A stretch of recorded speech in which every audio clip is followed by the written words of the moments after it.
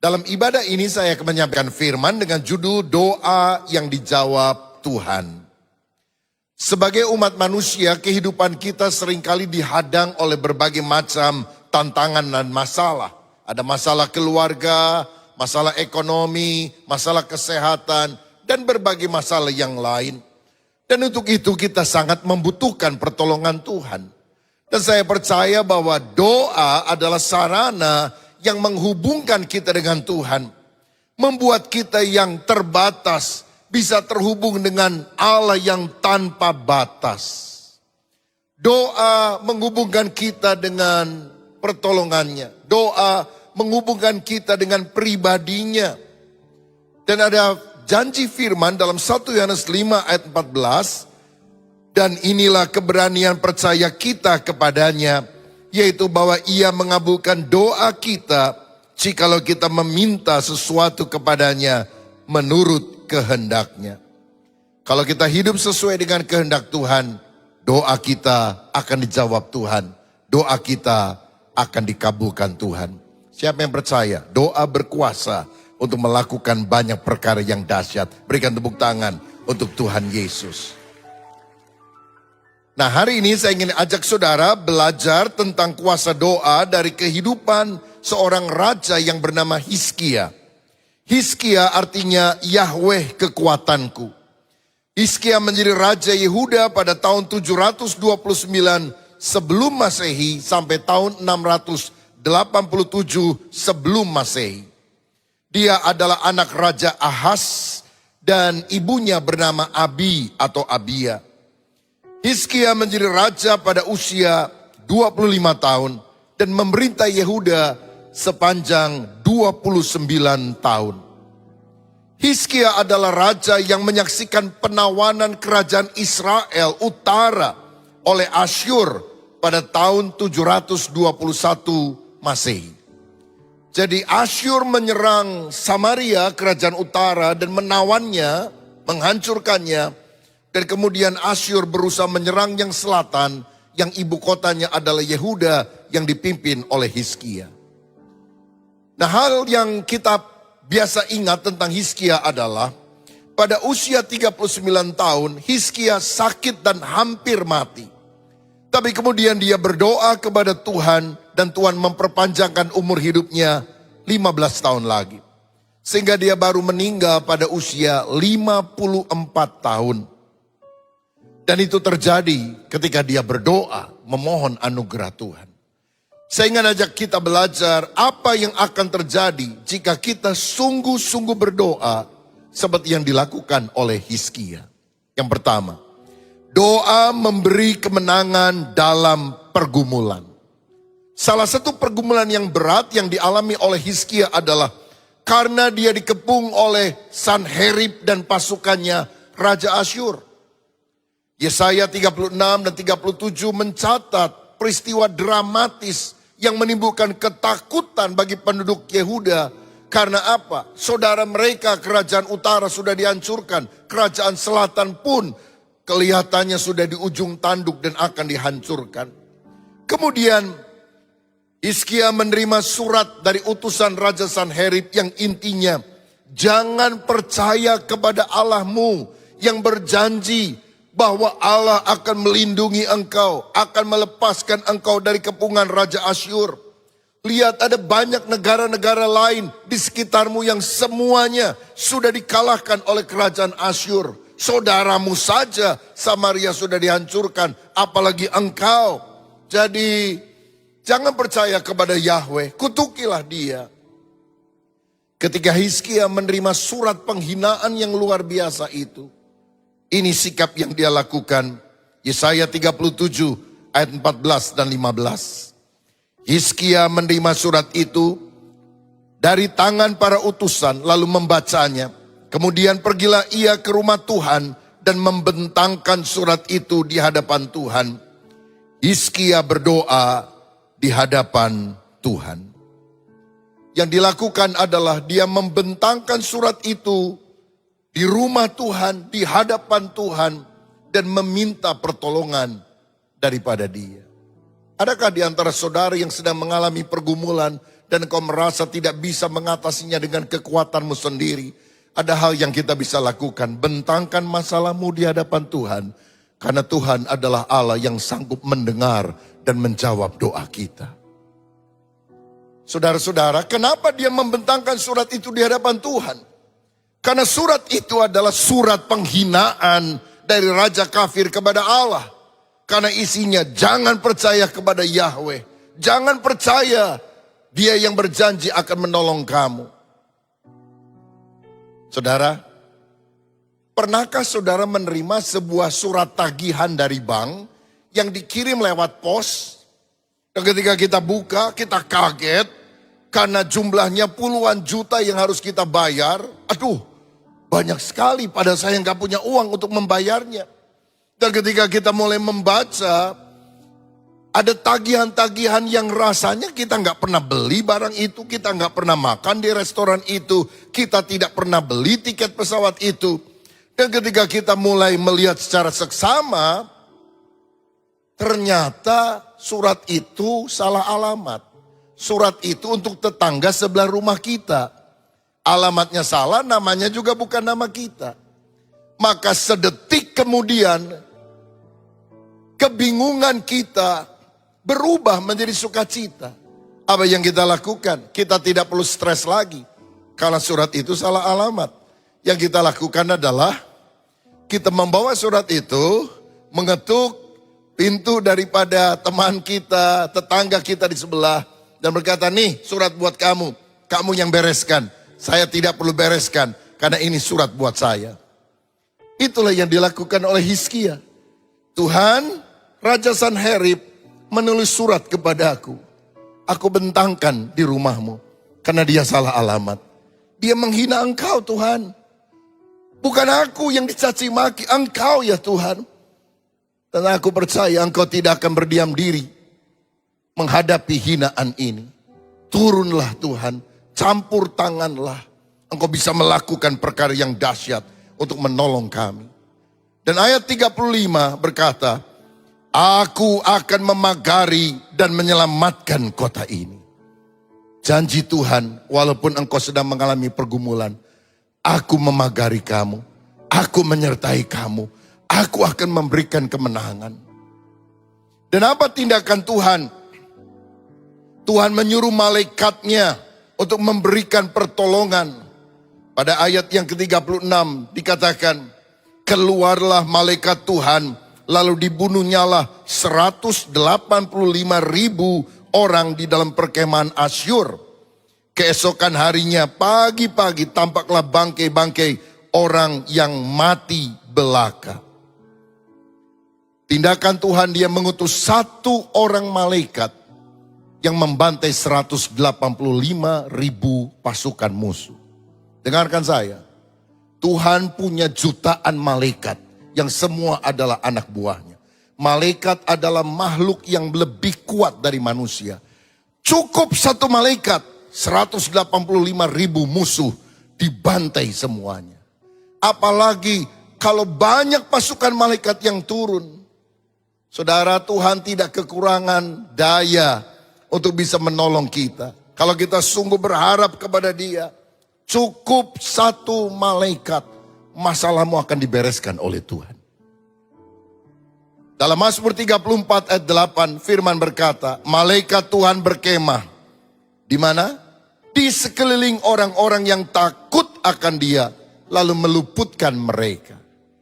Kalau malaikat berkeliling, berkemah, itu berarti lebih dari satu malaikat. Satu malaikat saja mengalahkan 185.000 orang. Tanpa kita harus berperang melawan mereka. Tuhan yang berperang ganti kita.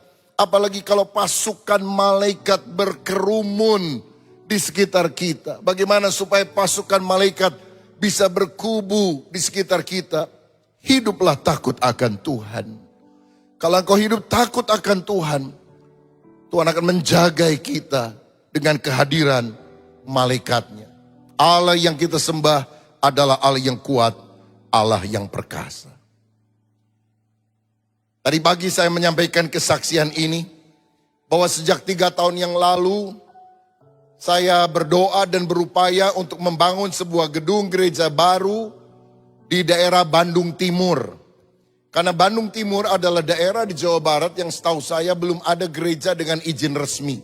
Mungkin saudara pernah dengar Cilegon yang sampai hari ini tidak bisa dibangun satu gereja pun. Padahal hampir 3.000 orang Kristen ada di sana. Karena tahun 1970-an ada perjanjian darah yang mengatakan tidak boleh ada gereja di sana.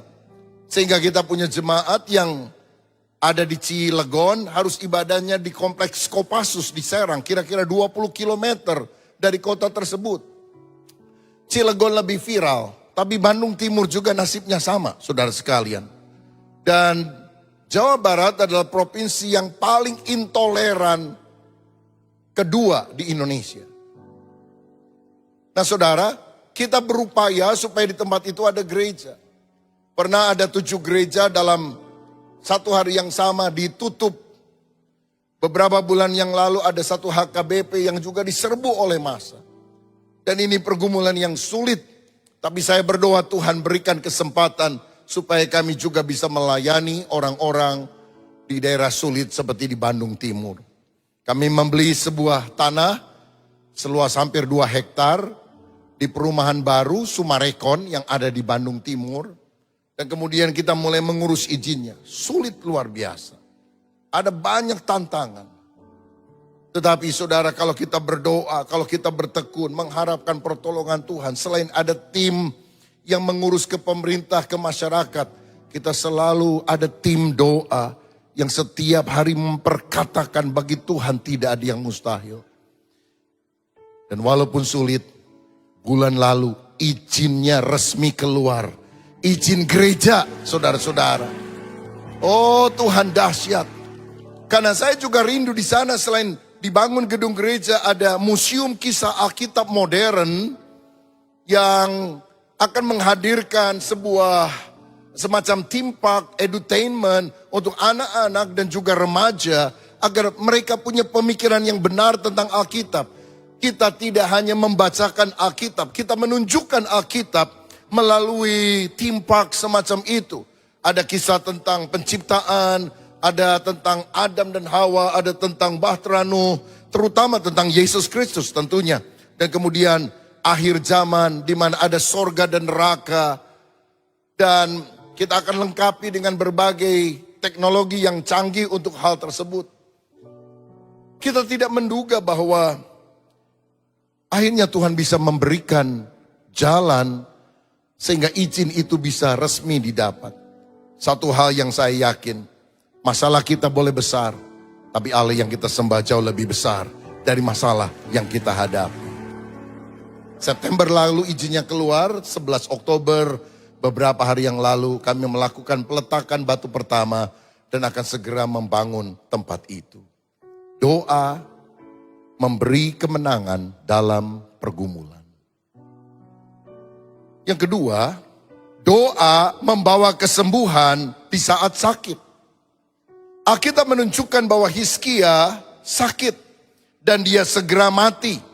2 Tawari 32 ayat 24 berkata, pada hari-hari itu Hizkia jatuh sakit sehingga hampir mati. Ia berdoa kepada Tuhan dan Tuhan berfirman kepadanya dan memberikannya suatu tanda ajaib. Dia sakit tapi dia berdoa dan menangis. Mohon belas kasihan Tuhan. Dan jawaban Tuhan di ayat 5. Telah ku dengar doamu dan telah kulihat air matamu. Aku akan memperpanjangkan umurmu 15 tahun lagi. Saya menemukan di sini bahwa doa itu bisa lebih cepat dikabulkan ketika ada satu unsur lain ditambahkan. Yaitu berdoa dengan mencucurkan air mata. Mencucurkan air mata adalah tanda keseriusan, tanda kesungguhan hati. Dan ketika seorang berdoa dengan serius, dengan sungguh hati, hancur hati minta pertolongan Tuhan, hati Tuhan tergerak dan mengabulkan permintaan daripada Hizkia. Bolehkah saya bertanya kepada saudara yang pernah berkata, Tuhan aku sudah berdoa dan rasanya engkau tidak mengabulkan doaku pada sudah berbulan-bulan, bertahun-tahun. Kenapa engkau biarkan hal ini terjadi? Bolehkah saya bertanya, kapan saudara terakhir kali berdoa dengan mencucurkan air mata? Kapan engkau berdoa dan menangis dan berkata, Tuhan, aku tidak tahu apa yang aku harus lakukan, tapi mataku tertuju kepada Tuhan. Dan ketika engkau berdoa dengan menangis, lihat kemurahan hati Tuhan bisa menjamah hidup saudara. Dan apa yang tidak pernah dilihat oleh mata, tidak pernah didengar telinga, tidak pernah timbul dalam hati, Allah akan sediakan bagi setiap orang yang mengasihi dia. Umurnya diperpanjang 15 tahun lagi. Dia dapat berkat. Saya percaya kalau engkau berdoa dengan mencucurkan air mata, umurmu diperpanjang, berkatmu diperbanyak, jalan terbuka dari Tuhan akan berikan. Kalau Tuhan tutup pintu berkat, tidak akan ada orang yang bisa membukanya. Tapi kalau Tuhan sudah buka pintu berkat bagi saudara, tidak akan ada orang yang bisa menutupnya. Karena berkat sejati berasal dari Allah yang akan dilimpahkan kepada setiap orang yang berdoa. Bahkan Tuhan memberikan tanda di ayat 8. Bayang-bayang penunjuk matahari akan mundur 10 tapak. Zaman dulu belum ada arloji, zaman dulu belum ada jam dinding. Tetapi melalui bayangan matahari, maka ketika matahari mulai bergerak, ada jam, ada kayu petunjuk bergeraknya waktu yang akan maju. Tapi Tuhan bilang apa? Aku akan beri tanda. Tanda penunjuk jamnya bukan maju, tetapi bayangannya akan mundur. 10 tapak itu kira-kira 40 menit, saudara. Siapa yang bisa memaju mundurkan waktu selain daripada Tuhan? Tuhan itu tidak ada di dalam waktu. Dia adalah pencipta waktu. Dia ada di atas waktu. Waktu adalah ciptaannya. Tidak mungkin ada orang yang bisa mengubah waktu, memundurkan waktu selain daripada Tuhan. Dan inilah yang disebut sebagai mujizat. Ketika orang percaya berdoa, maka apa yang tidak bisa dikerjakan oleh manusia, Tuhan sendiri bisa mengerjakannya. Doa sejati mendatangkan mujizat Allah, mendatangkan kesembuhan. 6 bulan yang lalu, saya pergi ke dokter untuk check up biasa, tidak ada gejala apapun. Dan kemudian dokter mulai memeriksa USG. Lalu dia lihat di bagian leher saya ini ada benjolan. Dia pegang, dia fotokan, saudara. Dan dia bilang, saya lihat ada benjolan. Rasanya perlu diteliti lebih jauh. Karena itu 3 bulan kemudian saya pergi ke Singapura. Dan kemudian diperiksa dengan alat yang lebih canggih, difoto, saudara. Dari kiri, kanan, muka, belakang, dan sebagainya. Dan dokter melihat ada beberapa bintik-bintik dan ada 2 yang agak besar. Satu cairan, satu lagi mix antara cairan dan daging. Dan dia khawatir bahwa itu adalah kanker. Saudara-saudara, saya pergi ke profesor yang ada di Bandung, usia hampir 80, saya tanya, Prof, 2 dokter sudah menyarankan saya biopsi. Tapi saya pernah dengar, kalau di biopsi itu kan seperti dikorek-korek begitu. Itu malah kalau ada kanker malah bisa cepat menyebar. Bener gak dok?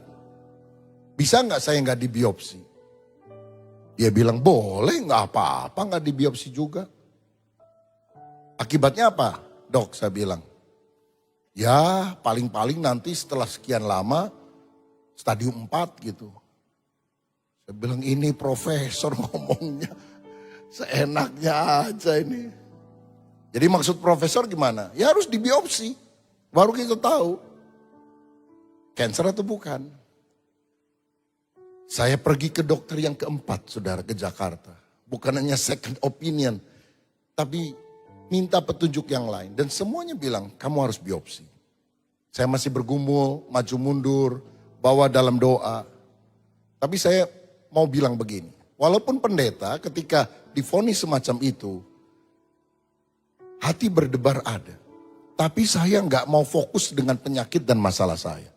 Saya pelayanan dan jadwal sudah padat sekali. Saya ke Australia, saya khotbah di Amerika, saya ke Papua, saya ke berbagai tempat di Indonesia. Saya fokus kepada Tuhan dan pekerjaannya. Sampai pada harinya saya memang harus khotbah juga di Singapura pada weekend. Saya berangkat beberapa hari lebih awal, masuk ke rumah sakit untuk dibiopsi. Dan ketika saya dibiopsi, selesai, masih harus beberapa jam di rumah sakit. Saya merasa lemah, tidak berdaya. Saya berkata, Tuhan tolonglah saya. Kalau saya sakit harus disinar. Ada banyak pelayanan yang harus cancel Tuhan. Ada banyak tugas yang saya tidak bisa kerjakan. Tolonglah saya Tuhan. Beri aku perpanjangan waktu. Beri aku kesempatan untuk melayani lebih lama. Waktu saya sedang terbaring lemah itu, WA saya bunyi, ada message yang masuk. Ternyata panitia dari Bandung yang mengurus izin gereja, dan dia kasih kabar, Pak, izin gerejanya sudah resmi keluar, ini nomornya. Ini dia fotokan saudara, ini buktinya. Wah. Saya lagi terbaring lemah, lagi bingung. Aduh Tuhan gimana? Tuhan tunjukkan, aku beri mujizat kepada kamu. Di dalam kelemahan kitalah kuasa Allah dinyatakan dengan sempurna. Haleluya. Man's power itu luar biasa. Tapi gak ada artinya dibandingkan dengan God's power. God's power lebih dahsyat daripada kekuatan manusia. Dan saya disadarkan, kamu gak bisa bikin apa-apa, kamu gak berdaya. Kalau hasilnya keluar 4 hari kemudian dan kamu dinyatakan cancer, kamu harus diradiasi, kamu harus di kemo, kamu harus mengalami banyak hal. Mungkin rambut akan rontok dan sebagainya. Tapi waktu saya terima berita itu, saya bilang, Tuhan, saya cuma kacungmu. Beri aku kesehatan supaya aku mengerjakan pekerjaan besar ini. Minggu ini berikan saya hadiah, double miracle, double blessing. Supaya saya mengalami double happiness.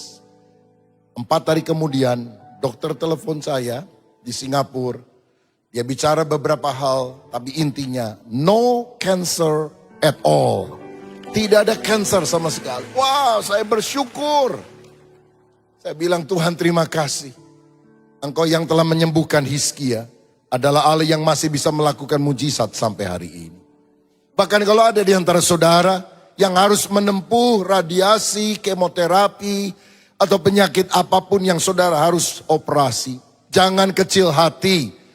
Percayalah Tuhan akan menyertai saudara. Bahkan di meja operasi, Tuhan tidak pernah berhenti meninggalkan kita. Pada waktu di biopsi, yang saya bisa lakukan hanya menyanyi menyembah Tuhan dalam hati. Tidak terdengar, dokter mungkin tidak tahu, tapi saya memuji Tuhan. I will sing of the goodness of God. Aku akan selalu menyanyikan kebaikan-Mu Tuhan. Doa memberikan kemenangan atas masalah. Doa membawa kesembuhan di saat sakit.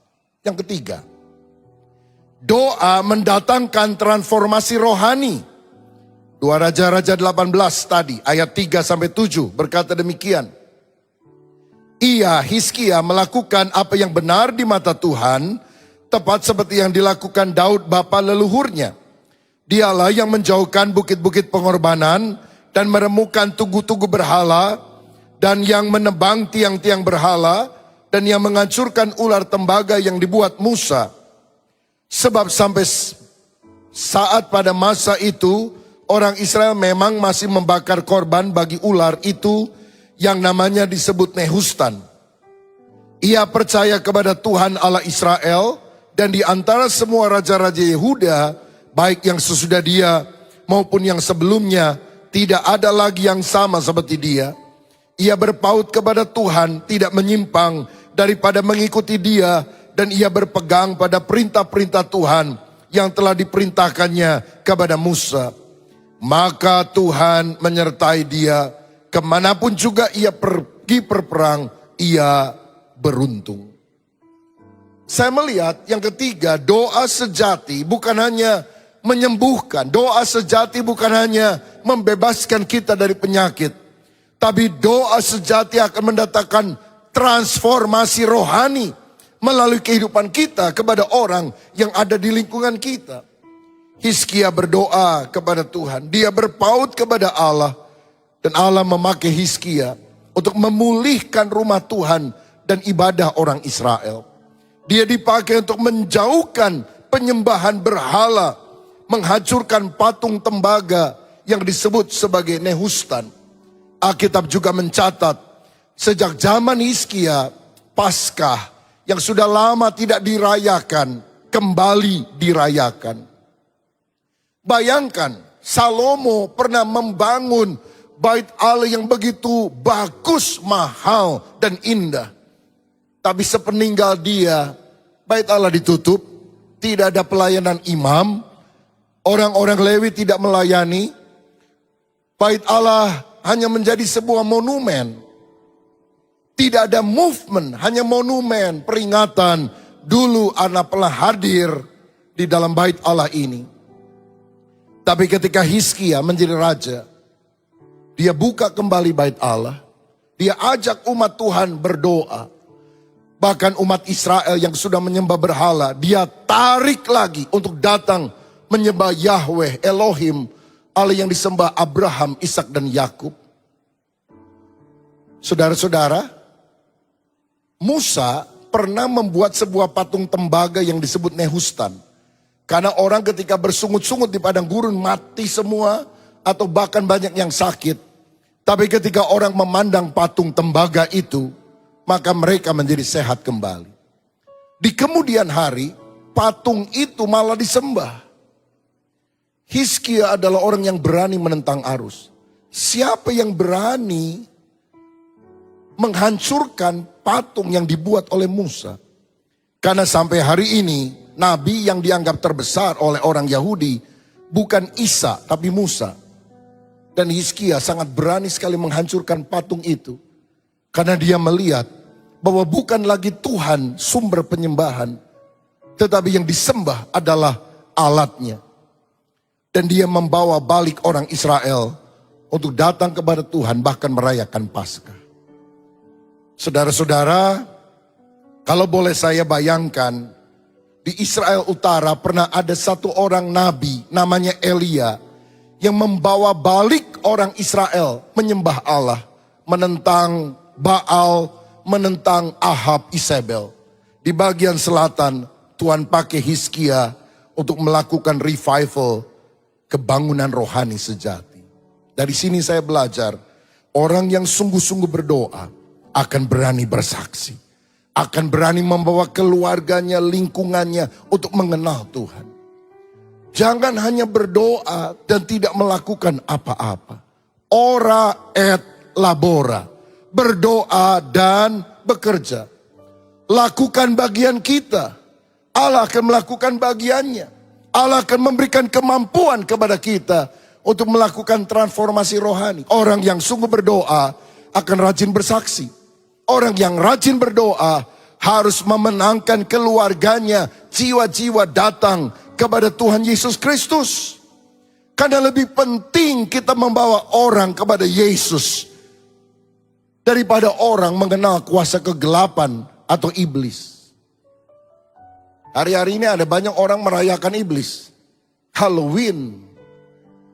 Pakai baju seperti itu, ada iblis yang lucu dan sebagainya. Saya mau bilang, tidak ada iblis yang lucu. Tidak ada iblis yang baik. Iblis adalah iblis yang jahat dan Allah adalah Allah yang baik. Jangan percaya kepada tipu daya iblis. Karena Alkitab berkata, iblis adalah bapa pendusta. Dia adalah pembunuh dari sejak semula.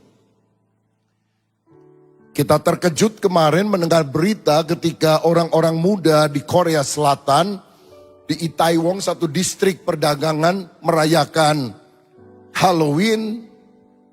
Kira-kira 150 orang mati, 150 orang luka. Setan kok dirayakan, saudara. Rayakan Yesus. Dia lebih dari segala-galanya. Dia lebih daripada pemenang. Jangan berjinak-jinak dengan iblis. Oh gini aja deh setan, saya nggak ganggu kamu, kamu jangan ganggu saya. Nggak bisa. Setan itu nggak bisa dibuat perjanjian seperti itu. Karena dia akan selalu mengganggu hidup kita. Dia pencuri, dia pembunuh, dia perusak dari sejak awal. Betapa pentingnya kita membawa seluruh keluarga kita, lingkungan kita, kenal Tuhan Yesus.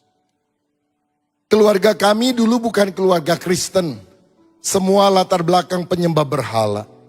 Orang pertama dalam keluarga yang bertobat adalah ibu dari nenek saya. Saya panggil dia Makco. Dia tinggal di Pangkalan Bun, Kalimantan Tengah. Ada misionaris datang ke sana mengadakan ibadah, dia ikut.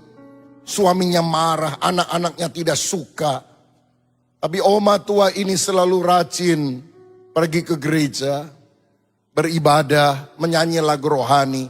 Lalu dia cerita kepada cucu-cucunya tentang Tuhan Yesus.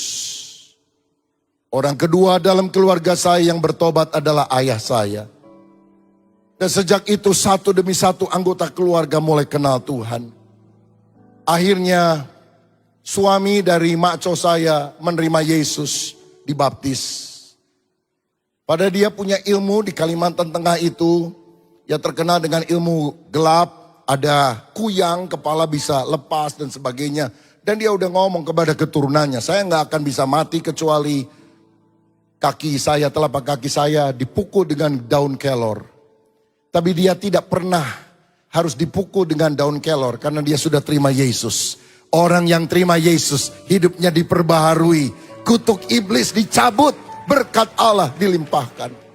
Opa saya bertobat, oma saya bertobat, anak-anaknya bertobat. Sekarang ini kira-kira 150 orang keluarga dan famili dekat semuanya jadi Kristen. Beberapa bulan lalu kami ada acara keluarga, kita kumpul, saudara-saudara. Waktu kita kumpul, kita saling sharing cerita. Ayah saya 9 bersaudara, 5 orang jadi hamba Tuhan. Generasi berikutnya saya dan beberapa sepupu yang lain dipanggil jadi hamba Tuhan. Anak saya dan juga beberapa orang yang seangkatan dengan dia, ada yang terpanggil jadi hamba Tuhan. Dan dalam pertemuan itu saya mengingat, Tuhan sudah memakai keluarga kami untuk memenangkan dan membaptiskan dari yang belum percaya sampai percaya. Melalui pelayanan keluarga kami lebih dari 10.000 orang. Dan saya tidak bisa sombong, kita nggak bisa menepuk dada. Karena yang Tuhan pakai dalam keluarga kami untuk memenangkan keluarga adalah seorang nenek tua yang buta huruf. Kalau ada satu orang sesederhana apapun menyerahkan hidup kepada Tuhan, transformasi rohani bisa terjadi. Maukah engkau berdoa bukan hanya minta berkat, minta kesembuhan, minta mujizat. Pakai hidupku menjadi alat kemuliaan-Mu. Pakai melalui hidupku, keluargaku mengenal Injil Yesus. Teman-temanku bertobat dan diselamatkan dan dibaptis. Apakah ada di antara saudara yang kalau punya anak berkata, Tuhan, aku ingin setidaknya ada satu orang anakku yang menjadi orang yang besar di hadapan Tuhan. Bukan besar di hadapan manusia. Sukses, kaya, ternama. Tapi orang yang besar di hadapan Tuhan adalah orang yang bisa membawa Yesus dan memperkenalkan kepada orang yang seharusnya binasa. Sehingga dia berhasil masuk ke dalam kerajaan Allah oleh karena kasih karunia. Jangan makna keberhasilan, kesuksesan, kebesaran ditentukan oleh dunia. Kamu mesti kaya, baru kamu sukses. Kamu mesti ternama, baru kamu sukses. Besar di hadapan Tuhan, seperti Yohanes Pembaptis. Dia memperkenalkan Yesus kepada orang-orang di sekitarnya. Doa sejati mendatangkan transformasi rohani. Saya berdoa supaya saudara dipakai seperti Hizkia untuk membawa banyak orang mengenal Kristus. Bagian terakhir yang saya mau bagikan adalah ini. Kita harus berdoa dengan segenap hati. Tuhan akan mengabulkan doa kita. Namun waspada hal ini pada waktu kita berdoa. Jangan pernah memaksa Tuhan untuk mengikuti rencana atau ambisi kita ketika kita berdoa. Kenapa saya berkata demikian? Karena Hizkia berdoa, Tuhan perpanjang 15 tahun, ini sesuatu yang bagus. Tapi mungkin yang jarang dibahas adalah ini. Penerus Hizkia adalah anak kandungnya yang bernama Manasye. Dan Manasye menjadi raja di Yehuda pada waktu dia berusia 12 tahun. Dan dia memerintah 55 tahun. Dan Alkitab berkata, dia adalah raja yang sangat jahat. 2 Raja-Raja 21 ayat 16 mencatat ini. Lagi pula Manasye mencurahkan darah orang yang tidak bersalah sedemikian banyaknya hingga dipenuhinya Yerusalem dari ujung ke ujung, belum termasuk dosa-dosanya yang mengakibatkan orang Yehuda berdosa pula dengan berbuat apa yang jahat di mata Tuhan. Saudara sekalian, jadi Manasye anak daripada Hizkia jadi yang raja yang paling jahat di Yehuda. Dan dia memerintah pada waktu dia berusia 12 tahun. Itu artinya Manasye lahir pada waktu injury time, pada waktu perpanjangan masa hidup Hizkia 15 tahun. Jadi setelah Hizkia sembuh, pada tahun ketiga dia melahirkan anak dari istrinya, dan itulah yang menjadi raja yang sangat jahat. Dalam pemandangan mata Tuhan, mestinya Tuhan tahu kenapa Hizkia mesti mati muda. Karena Hizkia akan melahirkan seorang raja yang jahatnya luar biasa. Dan Tuhan bilang, anakku pulang, supaya engkau tidak melahirkan generasi yang busuk ini. Tapi karena dia paksa, dia doa, Tuhan memberikan kehendak bebas kepada kita. Tuhan bilang go ahead. Tapi akibatnya adalah Manasye lahir sebagai raja yang paling jahat. Ingatlah ini saudara waktu kita berdoa. Tuhan tahu yang terbaik untuk kita anak-anaknya. Kita harus meminta dengan iman. Tidak boleh ada keraguan. Kita percaya kehendak Tuhan yang terbaik. Tapi pada satu titik kita harus lebih percaya pada kedaulatan Tuhan daripada permintaan kita yang disertai dengan iman yang menggebu-gebu. Karena kedaulatan Tuhan lebih daripada pilihan bebas manusia sehebat apapun itu. Saya akhiri dengan kisah ini. Ada 3 pohon yang tinggi menjulang di sebuah hutan. Pohon pertama berkata, kalau aku ditebang, aku pingin dijadikan kotak perhiasan di mana orang menyimpan berlian emas di sana. Tapi ternyata setelah dia ditebang, dia dijadikan sebagai kotak makanan hewan. Di mana sapi, domba makan dari kotak makanan hewan itu. Dia sangat sedih, dia marah kepada Tuhan. Kenapa engkau tidak mengabulkan doa, cita-cita dan keinginanku? Sampai satu kali, Yusuf dan Maria lewat di daerah tersebut. Dan Maria harus melahirkan. Dia masuk ke sebuah kandang, ke sebuah gua. Dan kemudian setelah bayi itu dilahirkan, ditaruh di kotak makanan hewan yang kita lebih kenal dengan nama palungan. Pada waktu itulah kotak tersebut sadar bahwa ternyata Tuhan memakai dia bukan untuk menampung emas atau perak, tapi untuk menampung bayi Yesus, bayi kudus yang akan menjadi Mesias, juru selamat dunia. Dia berkata, terima kasih Tuhan. Cita-citaku tidak terlaksana, tapi rencana Tuhan yang lebih indah terlaksana dalam hidupku. Bagaimana dengan pohon kedua? Dia berkata, Tuhan, kalau aku ditebang, aku ingin dijadikan sebagai kapal. Di mana para saudagar akan pergi dengan kapal itu. Dan aku akan mengantar mereka untuk berjualan, berdagang, orang-orang kaya yang hebat tersebut. Ketika ditebang, dia dijadikan kapal. Tapi bukan kapal besar, sampan kecil. Tempat para nelayan miskin menangkap ikan. Dan bau amis setiap hari dia cium. Karena dia dipakai oleh nelayan-nelayan sederhana.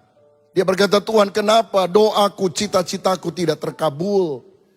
Sampai satu kali Yesus berjalan di tepi danau Galilea, ingin mengajar orang banyak dengan firman, dan dia meminjam perahu Simon Petrus yang amis, perahu yang kosong karena Simon gagal untuk menangkap ikan pada hari itu. Dan ketika perahu itu dipakai, sadarlah perahu kayu itu, aku tidak dipakai untuk mengantar para saudagar, karena saudagar di atas segala saudagar, yang memiliki langit bumi dan isinya yang begitu luar biasa, rela memakai perahu hidupku untuk aku dipakai menjadi alat bagi pemberitaan Injil. Terima kasih Tuhan, rencanaku gagal, rencanamu terbaik yang terjadi. Bagaimana dengan yang ketiga? Dia berdoa, Tuhan, aku tidak mau ditebang. Aku menjadi pohon yang paling tinggi di hutan ini, dan semua mata akan memandang kepadaku. Sayang, dia ditebang juga. Celakanya setelah ditebang, penebangnya tidak punya ide. Ini pohon mau diapain? Jadi dibiarkan menjadi kayu gelondongan yang tersimpan di pinggir jalan. Bertahun-tahun tidak ada yang menyentuhnya. Sampai satu kali, Yesus harus pergi ke Golgota untuk menanggung dosa manusia. Dan seorang prajurit Romawi melihat kayu itu. Dipaksanya Yesus mengangkat kayu tersebut yang membawanya ke Golgota. Dia disalibkan di sana. Semua mata memandang kepada kayu tersebut. Bukan karena kayunya yang hebat, tapi ada Yesus, anak domba Allah, yang mati untuk mengangkut seluruh dosa isi manusia. Dan kayu ketiga berkata, terima kasih Tuhan. Rencanaku batal, tapi rencana Tuhan yang lebih indah terlaksana dalam hidupku. Orang tidak terpesona kepadaku, tapi orang melihat siapa Yesus yang menggunakan kayu hidupku untuk menanggung dosa seisi dunia. Kalau saudara berdoa, engkau harus berdoa dengan iman, dengan segenap hati. Tapi beri ruang kepada kedaulatan Allah yang lebih mengerti, lebih baik. Karena akhirnya apa yang kita pikir baik belum tentu yang terbaik. Apa yang Tuhan kerjakan bagi kita, kita anggap buruk, tapi di kemudian hari ternyata itu adalah yang terbaik. Percayalah, rencana Tuhan lebih baik dari apa yang kita pikirkan. Kalau kita takut akan Tuhan, mengasihi Dia, maka Tuhan akan memberikan yang terbaik dalam hidup saudara. Tuhan Yesus memberkati. Mari kita bangkit berdiri.